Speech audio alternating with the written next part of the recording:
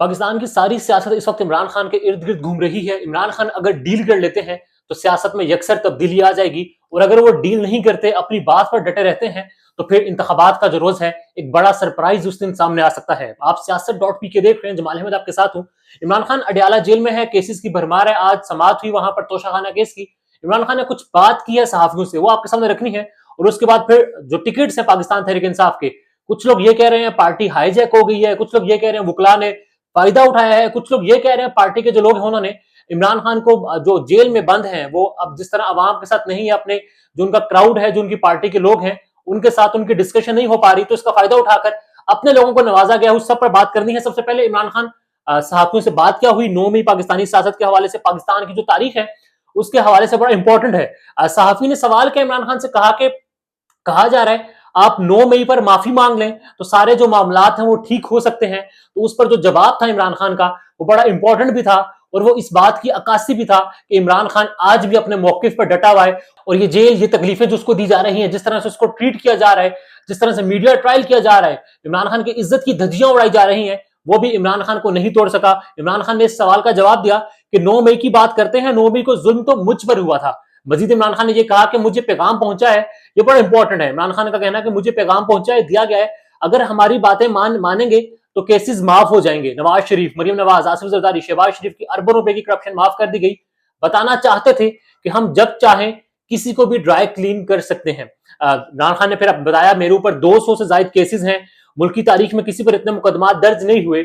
General retired Bajwa ने मुझे और शाह महमूद कुरैशी को रजीम चेंज ऑपरेशन पर खामोश रहने का कहा था। यह बात अलीमा खान ने भी की, खान साहब ने उस दिन भी कहा था कि मुझे कहा गया कि आप इस मामले पर खामोश हो जाएं, रजीम चेंज पर बात ना करें, तो फिर हम आपको 2/3 दे देंगे। मगर इमरान खान ने 2/3 देने के बजाय, उनकी मदद से हुकूमत लेने के बजाय अपने मौके पर डटने को तरजीह दी, और अब वो जेल में भी है और तमाम तर सख्तियां बर्दाश्त कर रहा है। साइफर का केस इमरान खान में बड़ा इंपॉर्टेंट केस है।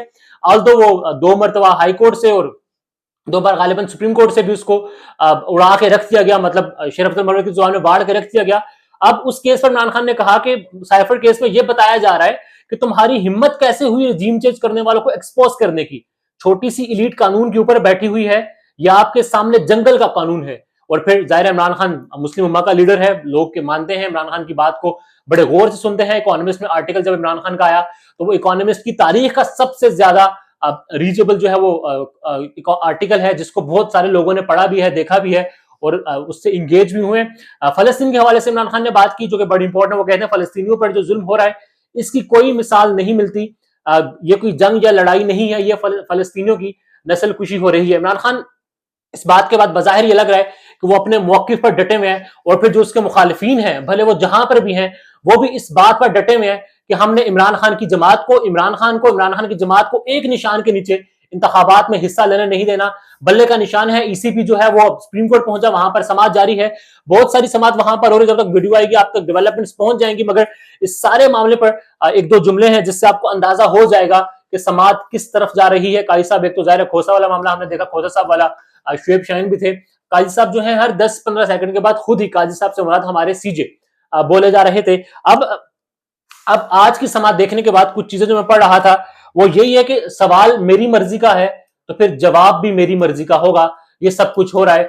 इलेक्शन कमीशन ऑफ पाकिस्तान की बददियानती को उन्होंने खुद भी, इलेक्शन कमीशन ने कुछ ऐसी बातें की हैं जो जाहिर होता है, मगर जाहिर सामने हमारे जज साहब बैठे हुए हैं, उनको गालिबन नहीं समझ आ रही। उन्होंने कहा कि पार्टी जो मेंबर है उसके अलावा कोई भी इंतखाबात नहीं लड़ सकता। फिर 2022 में जो इंतखाब हुआ था intra party election Pakistan Tehreek Insaf का, उसमें 3 पैनल थे जिन्होंने हिस्सा लिया था। इमरान खान का पैनल कामयाब हुआ था। ईसीपी पर इलेक्शन कमीशन ने उस मामले पर नोटिस लिया और फिर फैसला जो है उस सारे इलेक्शन का छुपा कर रखा, उसको सामने नहीं रिलीज नहीं किया। और फिर जब इलेक्शन में कुछ वक्त रहता था तो उस फैसले को रिलीज करके पीटीआई को यह कहा कि आप 20 रोज के अंदर अपने पार्टी के इंतखाबात करवाएं। फिर पीटीआई ने इंतखाबात करवाए। गौहर खान जो है इमरान खान की नॉमिनी थी, वो चेयरमैन पाकिस्तान तहरीक इंसाफ बन चुके और अब भी वो चेयरमैन पाकिस्तान तहरीक इंसाफ हैं जब तक सुप्रीम कोर्ट जो है पेशावर हाई कोर्ट का जो फैसला है उसको कलअदम करार नहीं दे देती या फिर उसको मुअत्तल करके ईसीबी का जो फैसला था उसको बहाल करती है। अगर सुप्रीम कोर्ट जो है बल्ला वापस ले लेती है तो फिर पाकिस्तान तहरीक इंसाफ के उम्मीदवार क्या आजाद लड़ेंगे या फिर एक निशान या फिर 2 निशानों पर डिवाइड करके पार्टी के जो उम्मीदवार हैं वो लड़ेंगे। मगर वक्त इंतहाई कम है। आज जो उम्मीदवार हैं उन्होंने अपने कागजात नामजदगी वापस भी लेने हैं और फिर टिकट की अलॉटमेंट जो है वो आज लाजमी होनी है। तो अब वक्त में फंसाया गया है पाकिस्तान तहरीक इंसाफ को। अब देखना यह है कि इस मुश्किल सूरत हाल से पाकिस्तान तहरीक इंसाफ किस तरह से निकलती है। टिकट्स का मामला जो चल रहा है, पाकिस्तान तहरीक इंसाफ के टिकट्स कुछ जारी हो भी चुके हैं। उससे बड़ा मामला सामने आ रहा है कि जो कारकुन है वो शिकवा कर रहा है, वो इस बात का इजहार कर रहा है कि गालिबन जो इमरान खान की पाकिस्तान तहरीक इंसाफ थी उसको हाईजैक कर लिया गया है। पंजाब की हद तक ये बातें सामने आ रही हैं कि वकला ने जो उम्मीदवार साबका थे, जो जीत चुके थे, भारी लीड से जीते थे या फिर बड़ा मुकाबला किया था, डटे रहे पार्टी के साथ, पार्टी नहीं छोड़ी, तमाम तर मुसीबतों का सामना किया, तमाम तर तकालीफ का सामना किया, खानदान वालों को मुश्किलात आई, उस सब का सामना किया, उनके बजाय वकला को टिकट दिया गया है। और केपी की हद तक ये बात सामने आ रही है कि किसी हद तक जो सियासी वर्कर्स हैं, सियासी कारकुनान हैं, वो टिकट लेने में कामयाब हो गए हैं। पंजाब के हवाले से कुछ ये हल्कों वाइज भी डिस्कस हो रहा है। साजिद खान भट्टी मंडी बहुद्दीन वो 35,000 की लीड से जीते थे, अब ये लग रहा है कि उनके बजाय किसी और को टिकट दिया गया है। और ऐसे ही जो दीगर हल्के हैं जिसमें कुछ टिकट दिए गए हैं, सियालकोट में चौधरी गुलाम अब्बास जो है वो 2,500 की वोट से हारे थे, मतलब उन्होंने खुद भी 93,000 वोट लिया था और उस वक्त जो है वो पीटीआई के कैंडिडेट थे, पीटीआई के नहीं थे। या अब वो हारे हैं, मगर अब अगर पीटीआई का जिस तरह से सारा माहौल है तो एक शख्स जो कि 2,500 वोट से उस वक्त हारा हो, अब आप खुद अंदाजा लगा लें वो किस तरह जीत सकता है। और उसके बाद साजिद भट्टी जो है, मैंने आपको बताया 35,000 की लीड से जीता था। खुर्रम शहजाद विर्क जो है उन्होंने 2022 का जिमनी इलेक्शन जीता था। उस वक्त खुर्रम शहजाद विर्क के वजह से भी चल रहा है कि जमान पार्क जब बंद था तो 3 रोज ये शख्स जमान पार्क के बाहर रहा। अब इसके बजाय वकला को टिकट दिया गया और ये कहा जा रहा है, इल्जाम लगाया जा रहा है पाकिस्तान तहरीक इंसाफ का जो सोशल मीडिया है वो ये कह रहा है कि उमैर न्याजी और गौहर खान ने अपनी यारी दोस्ती निभाई है, अपने चैम्बर के जो वकला हैं उनको निभाया है, अपने जो एसोसिएट वकला हैं उनको टिकट दिलवाकर एक फायदा उठाने की कोशिश कर रहे हैं। मगर अगर इस तरह के टिकट दिए जाएंगे तो पंजाब में तो नून लीग जो है वो मजीद मजबूत होगी। पाकिस्तान तहरीक इंसाफ की टिकट ऑफिशियल लिस्ट सामने नहीं आई, मगर पंजाब की हद तक ये कहा जा रहा है कि वर्कर्स को और कारकुनान को और साबिक उम्मीदवार और साबिक पाकिस्तान तहरीक इंसाफ के लीडर्स हैं वो खड़े रहे पार्टी के साथ, उनको जो है साइड पर करके वकला को आगे लाया गया है, जो कि मशहूर नाम भी नहीं है। और अब काफ लीग उन्होंने एडजस्टमेंट जो है वो इतला ये है, एलामिया ये उनका आया है कि खत्म कर दी है नून लीग के साथ। वजह यही है कि सिवाय शहजाद हुसैन साहब के बेटे के बाकी किसी के साथ भी जो हल्के काफ लीग के थे वहां पर नून लीग ने अपने उम्मीदवार जो है वो खड़े कर दिए हैं। अब एक नून लीग जिसने काफ लीग के साथ एडजस्टमेंट नहीं की, क्या वजह हो सकती है?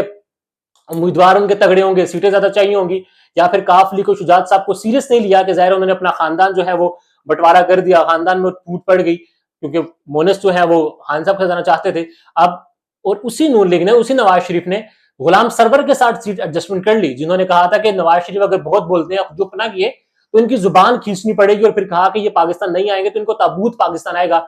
अब देखना यह कि नून लीग के टिकट कहां से फाइनलाइज हो रहे हैं। पेशावर हाईकोर्ट, आफ्ताब आलम बस अरेस्ट हुए पेशावर हाईकोर्ट के बाहर से पहले कहा गया हमें नहीं मालूम, फिर कहा गया जिनको कोहाट पुलिस जो है वो लेकर चली गई है, और फिर ये बात सामने आई कि इन पर मुकदमात बहुत ज्यादा थे, पेश नहीं हो रहे थे, फिर पेशावर हाईकोर्ट ने कहा पेश करें। आफ्ताब जो आलम है उनका एक बयान भी सामने आया, बताया कि मुझे कहीं और लेकर गए थे, रात भर मुझ पर तशद्दुद किया गया और मुझे ये कहते रहे कि आप पाकिस्तान तहरीक इंसाफ को छोड़ दें, आप पाकिस्तान तहरीक इंसाफ का साथ छोड़ दें। और उसके बाद आखिर में बस बड़ी इंपॉर्टेंट जो खबर है, इजाजुल एहसन साहब गुज़िश्ता रोज इस्तीफा दिया, उससे पहले मुज़ाहिर नकवी साहब ने इस्तीफा दिया। अब इजाजुल एहसन साहब के हवाले से असद तूर साहब ने खबर दी, वो कहते हैं कि इजाजुल एहसन ने इस्तीफा दिया नहीं है, इनसे इस्तीफा दिलवाया गया है। और वजह यही है कि जो मनसूबा साज हैं ये उनके 10 साल मनसूबे में रुकावट बन रहे थे, और फिर फौजी अदालतों में जो फौजी ट्रायल, मिलिट्री कोर्ट्स में ट्रायल होना है सिविलियंस का, उसके हवाले से जो फैसला दिया था इजाजुल एहसन ने, उस पर भी जो मनसूबा साज थे वो खुश नहीं थे, और फिर इनको अब घर जाना पड़ा है और अगली बारी मुनीब अख्तर की हो सकती है। इस इस्तीफे पर 3-4 स्टोरीज सामने आ रही हैं, मगर मामला यही है कि इजाजुल एहसन जो है वो इस्तीफा दे चुके हैं, और मजीद अगर इस्तीफे आते हैं तो फिर ये सुप्रीम कोर्ट में बहरान की सी कैफियत होगी।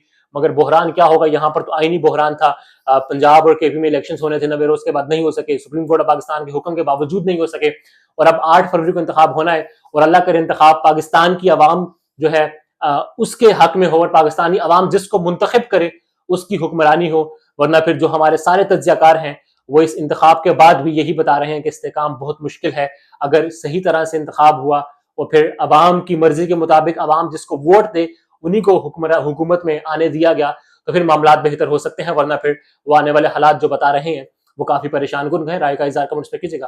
अल्लाह हाफिज। पाकिस्तान में इस वक्त सबसे बड़ा मसला बोलने का है। पाकिस्तान में बोलने नहीं दिया जाता, जुबानें खींच ली जाती हैं, डर है, खौफ है, टेरर है।